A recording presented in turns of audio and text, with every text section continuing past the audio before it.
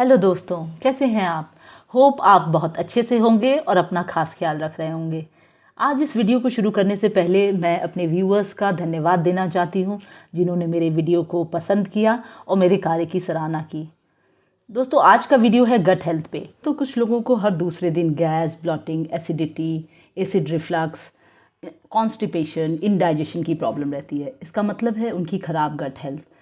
आज इस वीडियो में मैं गट से जुड़ी हुई सभी प्रॉब्लम्स को ठीक करने के लिए एक बहुत पावरफुल टेक्निक 4R टेक्निक के बारे में बताऊंगी, और साथ ही हम चर्चा करेंगे कुछ ऐसे फूड्स की जो हमारे गट हेल्थ के लिए बहुत अच्छे हैं और हमारी वेट लॉस में भी हेल्प करते हैं। तो सबसे पहले जानते हैं कि गट हेल्थ क्या है। गट क्या चीज़ है। देखिए, गट जो है हमारे माउथ से शुरू होकर के हमारे एसोफेगस से होते हुए स्टमक को क्रॉस करते हुए small intestine and long intestine, उसके बाद ये रेक्टम से होते हुए एनस तक का रास्ता गट कहलाता है। खाने का ब्रेकडाउन से लेकर के न्यूट्रिएंट्स का एब्जॉर्प्शन गट में ही होता है। हमारे गट में थाउजेंड्स करोड़ माइक्रो ऑर्गेनिजम्स रहते हैं, जिनको हम गट माइक्रोबायोटा कहते हैं, और ये सब मिलकर के हमारे लिए काम करते हैं। हमारी स्किन, हमारा वेट, हमारी इम्यूनिटी, इनफैक्ट कहिए कि हमारा ओवरऑल हेल्थ गट पर ही डिपेंड करता है। इसीलिए तो कहते हैं ना, एक कहावत है कि a good health starts in the गट।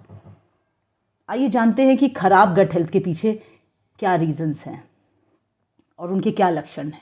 सबसे पहले लक्षण की बात करें तो जिन लोगों का पेट खराब रहता है, फ्रीक्वेंट डिसेंट्री, डायरिया और कॉन्स्टिपेशन और इनडाइजेशन की प्रॉब्लम रहती है। कुछ लोगों का वेट फ्लक्चुएट करता है, कभी वेट गेन होता है, कभी वेट लूज़ होता है, वेट कभी चेंज होता रहता है।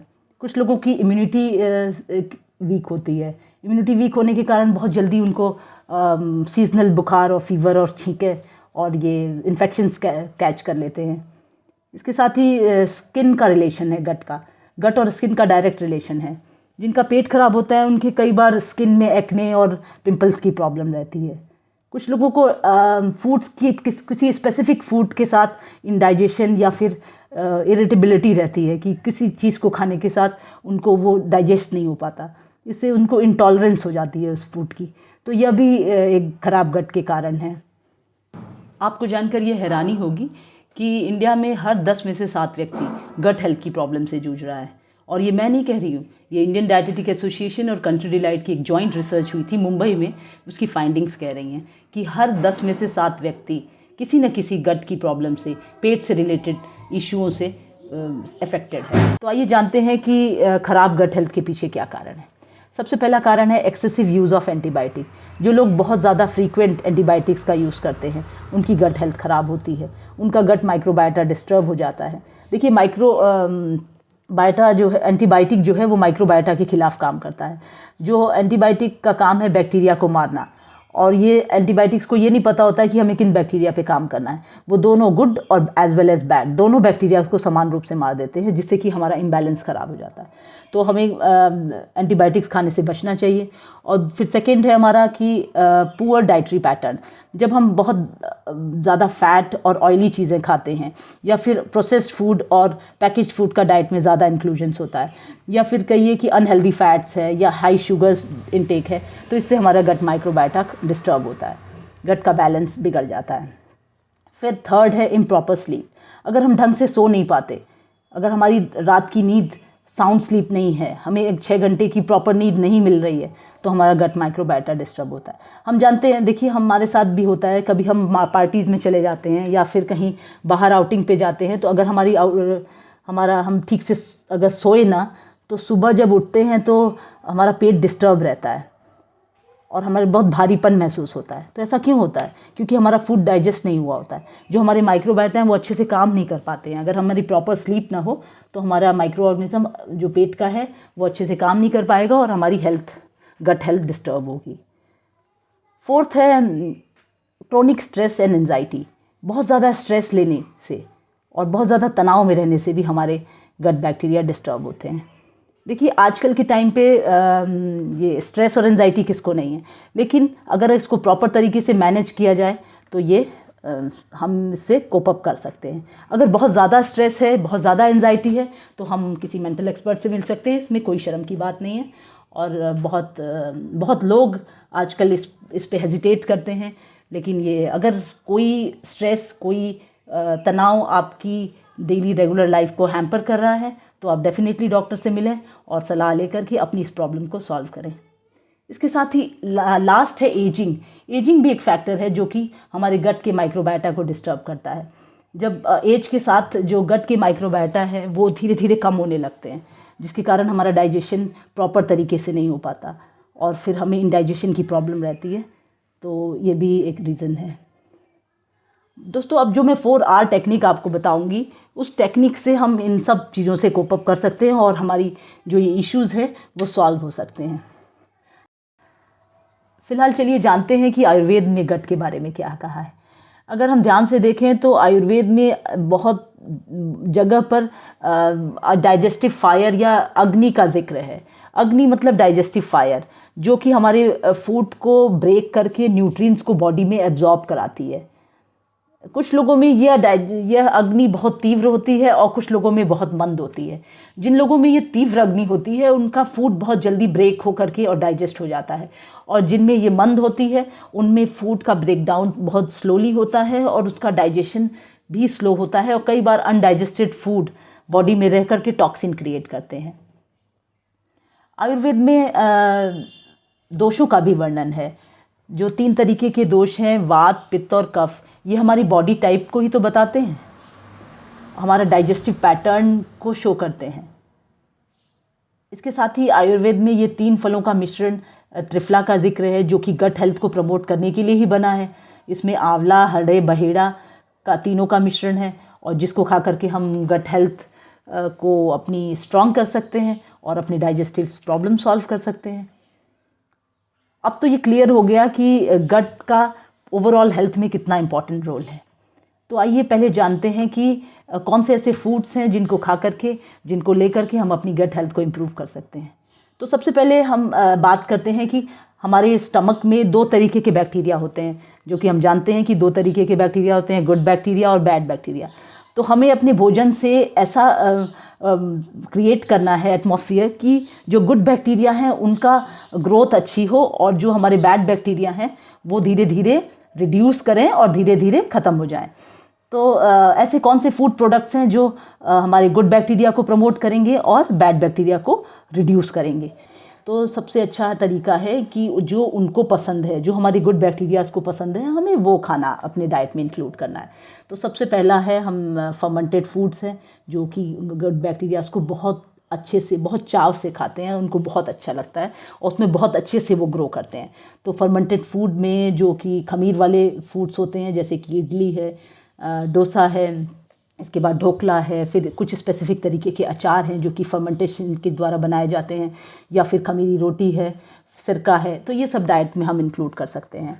फिर हमारा सेकंड है प्रीबायोटिक फूड। प्रीबायोटिक फूड वो फूड होते हैं जिनमें कि कुछ ऐसे इनसॉल्युबल फाइबर्स होते हैं जो कि हमारी बॉडी के गट बैक्टीरिया के ग्रोथ में एक मोड क्रिएट करते हैं, जिसमें कि वो बहुत अच्छे से ग्रो कर सकें, उनके बेस बनाते हैं।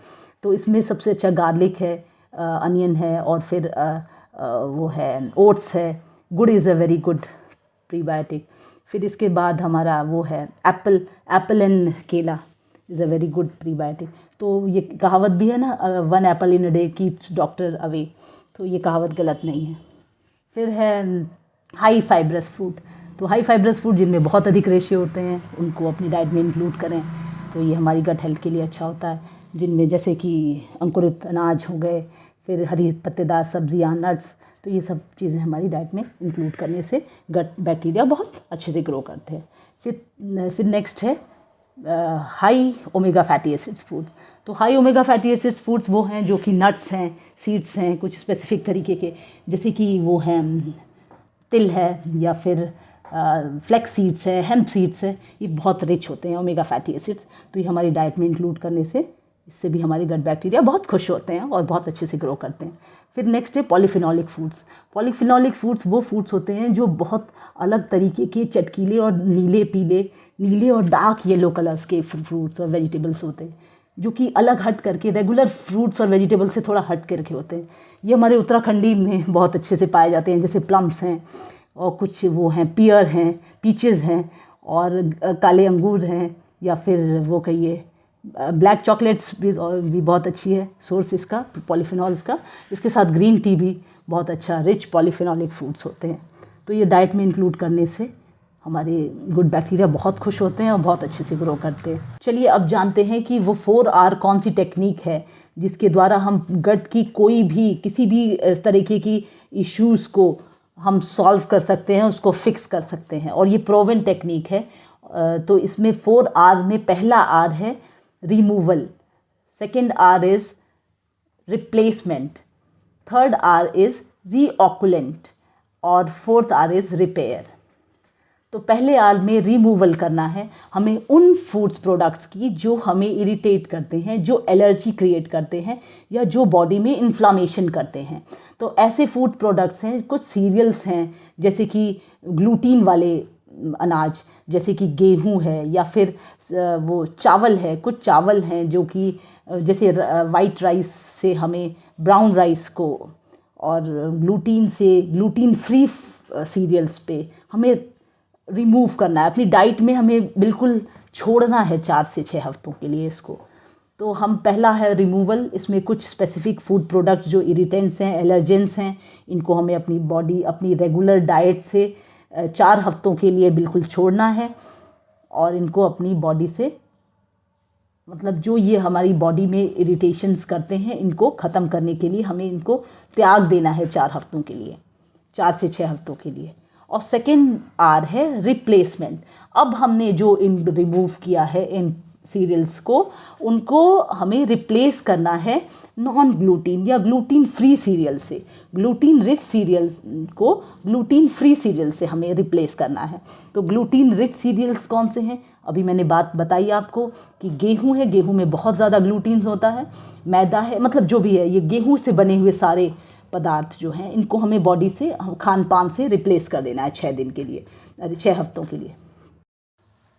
तो रीऑकुलेशन की प्रोसेस में हम वो प्रोसेस है जिसमें कि हमारे जो गट बैक्टीरिया डिस्टर्ब हो गए हैं, जो लॉस हो गया है हमारा गट बैक्टीरियाज का, उनको हम वापस से पुनः स्थापित करेंगे, उनको वापस से रीग्रो करेंगे और ऐसा एटमॉस्फेयर क्रिएट करेंगे कि वो वापस से अपनी कॉलोनी को और स्प्रेड करके बहुत अच्छे से वहाँ पर ग्रो कर सकें। तो हमने अभी बात की थी ऐसे फूड्स की, ऐसे भोज्य पदार्थ की जो कि हमारे गट बैक्टीरियाज को बहुत पसंद है, जैसा कि फर्मेंटेड फूड है और ओमेगा रिच फैटी एसिड्स वाले फूड्स हैं, पॉलीफिनोलिक्स फूड्स हैं, हाई फाइब्रस फूड्स हैं और प्रीबायोटिक फूड्स हैं। तो हमें डाइट में 4 से 6 हफ्तों के लिए जो हमारा ये फेज़ होगा, इसमें हमें पूरी तरीके से मतलब रिगरसली एंड रिलीजियसली ये डाइटरी पैटर्न को फॉलो करना है और इसको खा करके अपने बॉडी में उसको मतलब वैसा एटमॉस्फेयर क्रिएट करके और इनको पुनर्स्थापित करना है, रीऑकुलेट करना है। तो ये हो गया हमारे तीसरी प्रोसेस रीऑकुलेशन की। और the fourth process is repair. Repair में हम अपने जो भी टूट फूट हुई है बॉडी में, टोटल ओवरऑल हमारी गट हेल्थ में जो भी प्रॉब्लम इतने दिन से जो हमारा डिस्टर्बेंस है, इससे जो उसको हम रिपेयर करेंगे और उसमें 4 से 6 हफ्तों तक हम उसको प्रॉपर तरीके से उसको हील करेंगे। तो healing process is very important. जो चौथी प्रोसेस है, इसमें हम क्या करेंगे कि ऐसा एटमॉस्फेयर देंगे कि जिसमें वो शांति से ग्रो कर सकें और बहुत अच्छे से पनप सकें और उनको एक पीस ऑफ माइंड मिल सके, जिससे कि वो अच्छे से पनप करके और हमारे लिए अच्छा एटमॉस्फेयर क्रिएट करें, जिससे कि हम भी स्वस्थ और हमारी गट हेल्थ की सारी प्रॉब्लम सॉल्व हो सके। तो इसके लिए हम कुछ ऐसे वो देंगे, जैसे एलोवेरा के जूसेस देंगे या फिर कुछ ऐसे नॉन इन्फ्लामेटरी, नॉन इरिटेबल वाले जो ये वो हैं जूसेस हैं, डिटॉक्स हैं, जैसे सिनेमन्स का यूज़ करेंगे, टर्मरिक, कुरकुमिन को यूज़ करेंगे और इसको यूज़ करके हम रिपेयर की प्रोसेस को पूरा करेंगे। तो इससे जो है ये 4 प्रोसेस जो स्टेप्स है, उससे हमारी ये गट हेल्थ वापस से रिपेयर हो जाएगी और हम फिर रीजनोवेट हो करके और हमारी गट हेल्थ बहुत खुश हो जाएगी और हम वापस से अपनी वही बचपन वाली फुल डाइजेशन वाली प्रोसेस पे आ जाएंगे। जो हमारा कुछ भी खाएंगे, हमारा पत्थर भी खाएंगे तो वो बहुत अच्छे से पच जाएगा। और इन सब को ध्यान में रखते हुए इसके साथ हमें रेगुलर एक्सरसाइजेस करनी है, हमें प्रॉपर डाइटरी पैटर्न को फॉलो करना है और हमें अपना स्ट्रेस मैनेज करना है। साथ साथ हमें अपनी स्लीप साइकिल को भी फिक्स करना है। तो दोस्तों इसके साथ ही मैं अपनी वीडियो को विराम देती हूँ और नेक्स्ट वीडियो में फिर आपसे मिलूँगी। दोस्तों अगर आपको मेरा ये वीडियो पसंद आया हो तो please like share and subscribe. स्वस्थ रहें, मस्त रहें, खुश रहें। नमस्कार।